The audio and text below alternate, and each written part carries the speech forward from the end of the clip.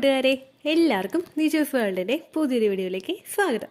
എല്ലാവരും സുഖമായിട്ടിരിക്കുന്നെന്ന് വിശ്വസിക്കുന്നു. ഞങ്ങളിവിടെ സുഖമായിട്ടിരിക്കുകയാണ്. അപ്പോൾ എല്ലാവരും സന്തോഷത്തോടെയും ആരോഗ്യത്തോടെയും ഒക്കെ ഇരിക്കുക കേട്ടോ. ഓവുലേഷൻ കഴിഞ്ഞതിന് ശേഷവും ദിവസവും ഈ ഒരു ഫ്രൂട്ട് ഒരെണ്ണം വീതം കഴിച്ചു കഴിഞ്ഞാൽ നിങ്ങൾക്ക് ഇംപ്ലാന്റേഷൻ ഫെയിൽ ആകില്ല.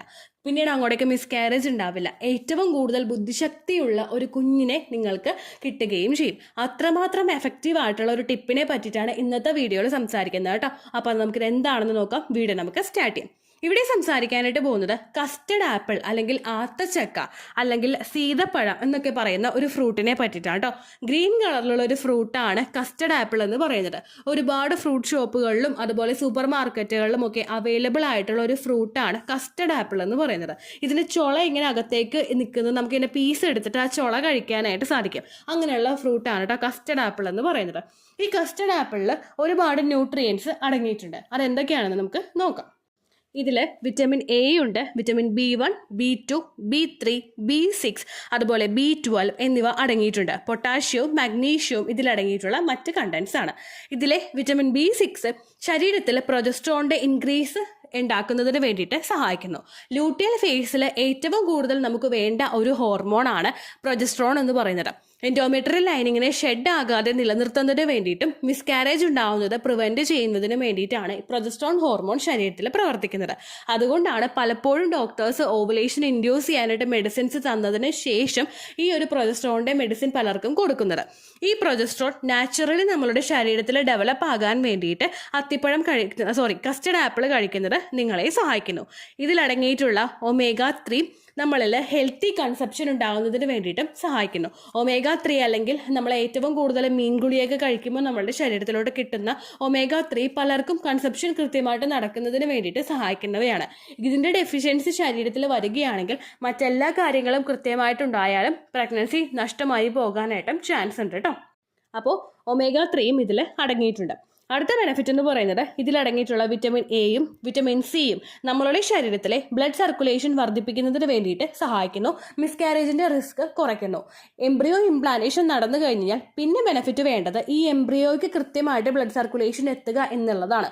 കുഞ്ഞിലോട്ട് ന്യൂട്രിയൻസും അതുപോലെ ഓക്സിജൻ റിച്ച് ആയിട്ടുള്ള ബ്ലഡ് സർക്കുലേഷനും എത്തിയിട്ടില്ലെങ്കിൽ, അതിലെന്തെങ്കിലും ഡെഫിഷ്യൻസീസ് ഉണ്ടാകുന്നുണ്ടെങ്കിൽ ഉറപ്പായിട്ടും ആ ഒരു പ്രഗ്നൻസി സർവൈവ് ചെയ്ത് മുൻപോട്ടേക്ക് പോവില്ല. ആ ഡെഫിഷ്യൻസി ഉണ്ടാകുന്നത് പ്രിവെന്റ് ചെയ്യാൻ വേണ്ടിയിട്ട് കസ്റ്റഡ് ആപ്പിൾ കഴിക്കുന്നത് നിങ്ങളെ സഹായിക്കുന്നു.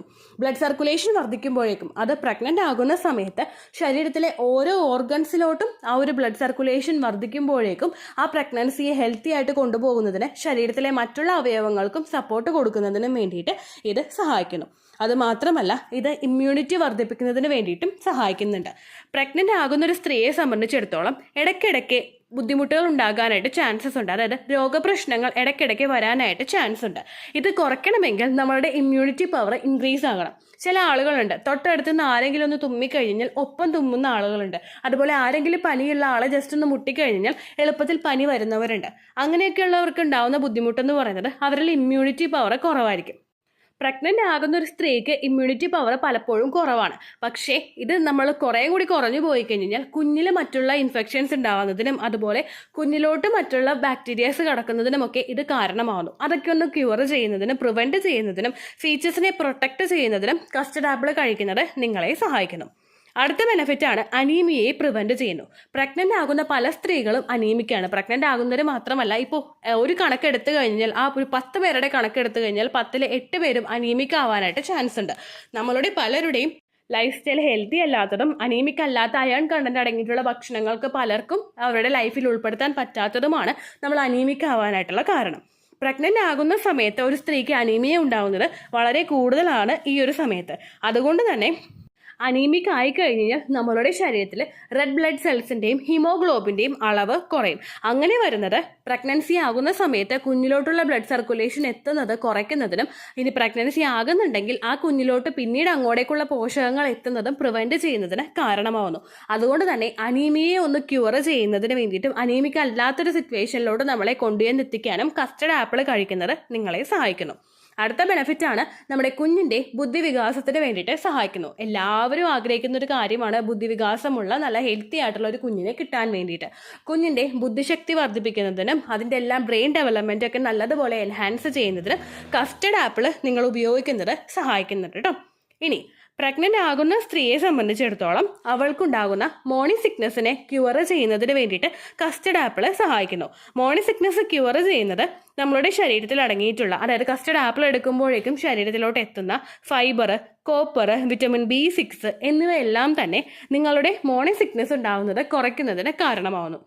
മോർണിംഗ് സിക്നസ് പലർക്കും പ്രഗ്നൻസിയുടെ സമയത്ത് ഭയങ്കര വേഴ്സ് ആയിട്ടുണ്ടാകും. അതായത് രാവിലെ എഴുന്നേൽക്കുമ്പോൾ തന്നെ നെഞ്ചരിച്ചിൽ, ഛർദിൽ അല്ലെങ്കിൽ ഛർദ്ദിക്കാനായിട്ടുള്ള ടെൻഡൻസീസ് ഇതെല്ലാം പല സ്ത്രീകൾക്കും ഉണ്ടാകും.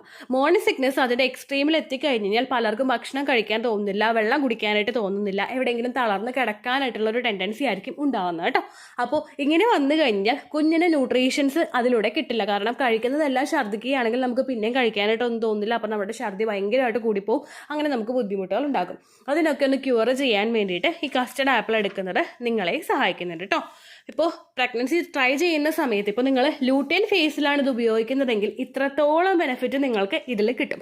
അതായത് ആ ഒരു എംബ്രിയോയുടെ ഇംപ്ലാന്റേഷൻ മുതൽ ആ കുഞ്ഞിനെ ഹെൽത്തി ആയിട്ട് അങ്ങോട്ട് ത്രൂ ഔട്ട് മന്ത് കൊണ്ടുപോകുന്നതിന് വേണ്ടിയിട്ട് കസ്റ്റർഡ് ആപ്പിൾ ഉപയോഗിക്കുന്നത് നിങ്ങളെ സഹായിക്കും.